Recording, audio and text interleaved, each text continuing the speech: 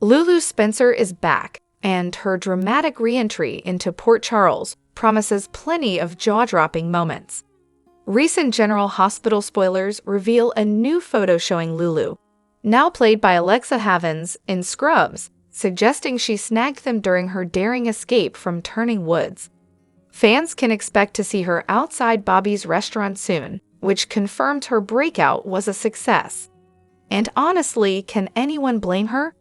Cyrus Renault has been dropping ominous hints about taking care of her, while acting suspiciously upbeat with Laura Collins about Lulu's condition. Cyrus even made a point of saying he didn't want to give Laura false hope about Lulu waking up, a comment that practically screams something shady is going on. Combine that with Lulu's memories of Cyrus' past antics, and it's no wonder she decided to make a run for it. In true Lulu fashion, she quickly pieced together that sticking around was not an option. Between Cyrus' looming threats and the questionable doctors at Turning Woods, who seem a little too cozy with him, Lulu knew she couldn't trust anyone there. So she did what any self-respecting Spencer would do: she bolted. After her escape, Lulu will head somewhere familiar and comforting: Bobbie's, the revamped version of Kelly's. However, she's in for a surprise when she discovers the beloved diner has undergone a makeover. Even so, it's the perfect spot to regroup after her harrowing journey. Of course, she's not the only one in for a shock. Spoilers hint that Sasha, Felicia, and Mac will be catching up at a table when Lulu bursts through the door. Considering she's been in a coma for 4 years and just underwent a liver transplant, she's the last person anyone expects to see. Lulu's unannounced arrival is sure to leave everyone stunned and scrambling for answers. Meanwhile, she'll have plenty of her own questions about everything she's missed during her time away. Expect fireworks, revelations, and plenty of drama as Lulu makes her grand comeback to Port Charles. Hello everyone, welcome back to my channel Messy Syrup. It's me, Abby, here. I hope everyone is having a wonderful day. Keep watching, so let's dive into today's video. Drama is heating up on General Hospital as Jason Morgan and Drew Quartermaine may be heading toward a courtroom showdown over custody of Danny Morgan. With tensions rising, this potential battle promises explosive revelations and plenty of family drama. At the center of it all is Alexis Davis, who is determined to follow Sam McCall's wishes. Samsel states she wanted Drew to raise both Danny and Scout together, a decision made before she knew Jason was still alive. However, questions loom over whether Alexis has the most recent version of the will. Diane Miller might clear up this confusion if there's an updated version that reflects Sam's changed circumstances. But where's the fun in clearing things up when General Hospital can stir up some legal fireworks? If Alexis convinces Drew to stand his ground, Jason might have no choice but to take the fight to court. This would set the stage for a messy legal battle, with secrets threatening to surface on both sides. Fans may recall that Rick Lansing previously documented the aftermath of Jason's attack on Drew in the Quartermaine mansion. Those photos could paint Jason as a violent influence unfit to care for Danny. But if that evidence is brought forward, it could also lead to the truth behind the altercation coming to light. Michael Corinthos could testify, revealing that Jason's rage stemmed from Drew's affair with Michael's wife on the very night Sam died. To make matters worse for Drew, his neglect of Scout during that time, when she woke up frightened and searched for her dad, wouldn't exactly help his case. Drew was too preoccupied with his illicit fling in the Quartermaine playroom to prioritize his daughter. If Drew couldn't be there for Scout, why should anyone trust him to look after Danny? Critics of Drew might also point out that his bond with Danny has been lukewarm at best. On the other hand, Jason's parenting history isn't spotless either. Both brothers have repeatedly prioritized Carly over their children. Jason's risky FBI mission to protect Carly cost him years with Danny, while Drew's prison stint for Carly left Scout and Danny without him for a long stretch. That said, Drew's current status as a congressman could work in his favor, presenting him as a stable figure. Meanwhile, Jason's ties to Sonny Corinthos and the mob could weigh heavily against him. But there's one factor that might trump all of this: Danny's own voice. As a teenager, Danny is old enough to have a say in the custody decision, and his preferences could sway the judge. No matter how it unfolds, this custody conflict between Jason and Drew promises more twists, betrayals, and emotional moments. Stay tuned for the fallout as General Hospital delivers all the courtroom drama fans crave. Friday, November 22, promises a mix of heartfelt moments, family drama, and unexpected surprises on General Hospital. Here's what to expect. At Bobbie's, Mac and Felicia Scorpio will share some quality time with Sasha, hoping to make her feel more connected to the family. Mac will pass along something from Robert Scorpio, a letter that could tug at Sasha's heartstrings. Robert, who's left town with Holly Sutton, may express his desire to build a relationship with Sasha if she's open to it. Elsewhere, Christina is laser-focused on ensuring Eva Jerome's conviction and will push Molly to do whatever it takes. However, Molly will deliver news that shakes things up. Rick Lansing plans to call her as a witness in Eva's trial. This won't sit well with Christina, who may start questioning Molly's intentions and what she plans to reveal on the stand. Meanwhile, at GH, TJ will discuss the trial with Stella. While he believes the courtroom is the last place he should be, Stella might encourage him to reconsider, suggesting his presence could show support for Molly during a tense time. As for Eva, she'll be on edge despite Rick's assurances of a courtroom victory. Even with Rick's confidence, Eva's anxiety about the trial and its potential fallout will continue to grow. Over at the boxing gym, Michael will deliver some bad news to Curtis. His role as Aurora's CEO is no longer secure. Although Curtis thought the position was his for good, Michael will argue that things have shifted. Drew, feeling guilty over the situation with Willow, is now advocating for Michael to take over Aurora's top spot. Curtis will feel blindsided by Drew's sudden reversal and is bound to confront him soon. At the same time, Jason will vent his frustrations to Dante about the complicated situation surrounding Sam's will and custody of Danny. Jason will firmly declare, "There's no way I'm going to hand him over to Drew," making it clear that he won't let Drew raise Danny. While Jason supports Danny's right to have a say, he's unwilling to let his son feel abandoned. Dante may offer guidance as Jason wrestles with how to handle the brewing custody conflict. Across town, Trina will enjoy a carefree moment in her apartment, dancing to music with headphones on, until she's startled by an unexpected visitor. While she initially panics, it seems the intruder will turn out to be Kai, who likely walked in through an open door. Once the misunderstanding is cleared up, Trina should relax and might even start seeing Kai in a new, more positive light as their relationship continues to blossom.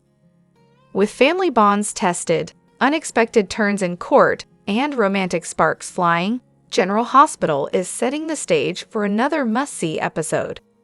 The shocking death of Sam following her transplant surgery has left General Hospital viewers reeling, and her autopsy results have only deepened the mystery. The report confirmed that Sam died from a Digitalis overdose, raising a critical question: how did this happen? For those unfamiliar, Digitalis is a medication used to treat heart conditions like atrial fibrillation and heart failure. It can also be administered pre-surgery to reduce the risk of heart complications. However, Digitalis is highly toxic and must be carefully dosed. When improperly administered or overdosed, it can lead to heart failure, confusion, difficulty breathing, and even loss of consciousness. Sam's toxicology report stunned everyone, especially Liz, who was in charge of overseeing the medications during the liver transplant. Digitalis wasn't prescribed or administered as part of the procedure, leaving Liz scrambling to understand how it entered Sam's system. As head nurse, Liz is confident in the meticulous handling of Sam's care and believes a thorough review of the surgery will clear her name. The timeline only deepens the intrigue. Following the surgery, Sam seemed fine. She awoke in recovery, accepted Dante's proposal, and joyfully shared the news with Alexis. There were no signs of distress until everything took a sudden, tragic turn. This has led to speculation about foul play. Could someone have administered Digitalis after the surgery? Many fans suspect Cyrus might be involved, theorizing that he had a motive to eliminate Sam in hopes of clearing the way for Dante to reunite with Lulu when she awakens from her coma. But this theory has its flaws. How could Cyrus have known Lulu might wake up soon? Was he hedging his bets far in advance, or is there another player behind this deadly scheme? Adding to the mystery is the earlier unexplained malfunction of Lulu's ventilator. Could there be a connection between these incidents? Was someone targeting both Sam and Lulu for reasons yet to be uncovered? As the investigation unfolds, questions about Sam's death and the potential motives behind it continue to swirl. One thing is certain, this mystery is far from over. Stay tuned to General Hospital to see the twists and turns ahead as the truth comes to light. General Hospital spoilers for the week of November 25 to 29 tease a whirlwind of drama, unexpected twists, and the kind of messy confrontations fans thrive on. Let's start with Eva Jerome, who's been fighting off anxiety, probably because her trial is looming. Fortunately for her, she's got Rick Lansing on her side. Rick isn't just a good lawyer, he's a great lawyer when it comes to bending rules and playing dirty. Eva couldn't ask for a better legal shark to tear Christina Corinthos Davis apart on the stand. Speaking of Christina, she's about to blow a gasket after Molly Lansing Davis drops some not-so-great news. Apparently, Rick is dragging Molly into this mess as a witness, and Christina is not having it. Prepare for some explosive sisterly tension. Meanwhile, Eva's trial might not go as smoothly as she hopes. What court case in Port Charles ever does? But with Rick in her corner, she could come out on top. And if she does, expect Eva to express her gratitude the Eva way, with a passionate kiss. If Rick's into it, and when is he not? This could quickly escalate into a full-blown affair. Eva's been crushing on Rick for weeks, so it feels like a steamy hookup is inevitable. On the other side of town, TJ Ashford is trying to patch things up with Molly and salvage their domestic partnership. Unfortunately, repairing their emotional rift might be harder than he thinks, especially with Isaiah Gannon lurking in the background. Could Molly's chemistry with Isaiah lead to something more? TJ may have his work cut out for him if he wants to avoid disaster.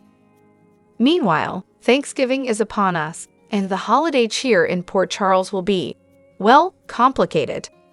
Olivia Quartermaine is determined to throw a spectacular feast, probably to distract everyone from the dark cloud hanging over Sam McCall's tragic death. Sadly, her efforts won't be enough to ease Dante Falconeri's grief or prevent him from spiraling.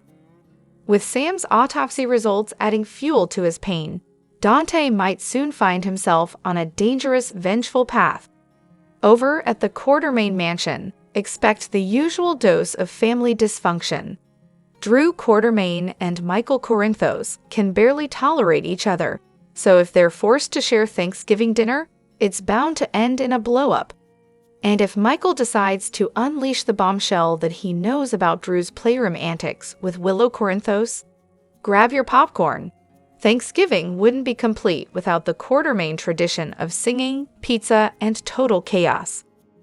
Elsewhere, Sasha Gilmore Corbin may snag a Thanksgiving invite to the Scorpio clan celebration. But can she handle being in the same room as Cody Bell? Awkwardness. Thy name is Sasha. Back to Christina and Molly. They'll need to rally around Alexis Davis as the family braces for their first holiday without Sam. Alexis might promise not to drown in grief, but let's be honest, the emotional weight will still linger. But it's not all doom and gloom. Laura Collins, Lucky Spencer and Rocco Falconeri could have the most unforgettable Thanksgiving of all. Why? Because Lulu Spencer might finally wake up from her coma.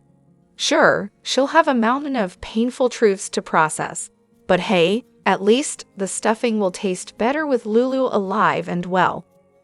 Get ready for a jam-packed week of surprises, heartbreak, and good old-fashioned chaos on General Hospital. Nicholas Alexander Chaves has been making waves since leaving his role as Spencer Cassadine on General Hospital, landing some exciting projects. After portraying Lyle Menendez in Monsters, the Lyle and Eric Menendez story, he joined Ryan Murphy's upcoming FX thriller Grotesquerie. Just earlier this month, we shared that he's also set to appear in the sequel to I Know What You Did Last Summer.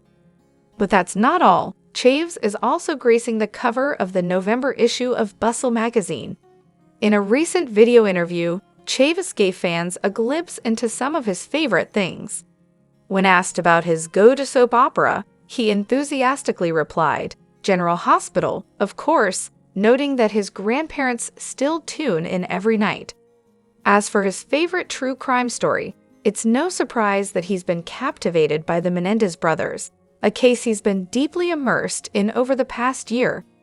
Switching gears, Chaves shared his love for the classic cozy movie Arthur, starring Dudley Moore and Liza Minnelli, calling it one of his all-time favorites. When it comes to food, Chaves has a straightforward yet delicious go-to for entertaining guests: steak. He keeps it simple.